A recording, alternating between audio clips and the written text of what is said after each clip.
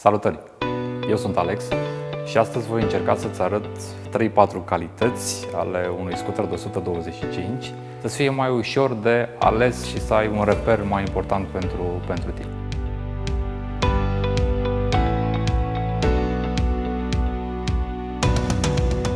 Dacă vii de pe o categorie, o motorizare mai mare, dacă vii de pe o motocicletă și îți dorești ca un scooter să fie practic, util și să apropie mai mult de ținuta de drum a unei motociclete, să știi că roata 16 pe față te ajută să te simți mai confortabil. Da? Are o poziție înălțată, deci îmi dă mie o vizibilitate peste mașini, am o poziție corectă, este clasicul scooter, îl vedem și în alte piețe mari de moto.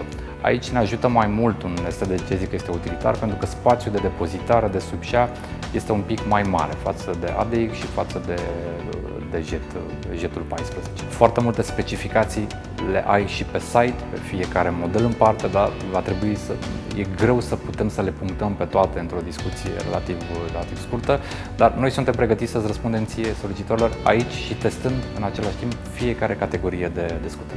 Deci, în concluzie, te așteptăm!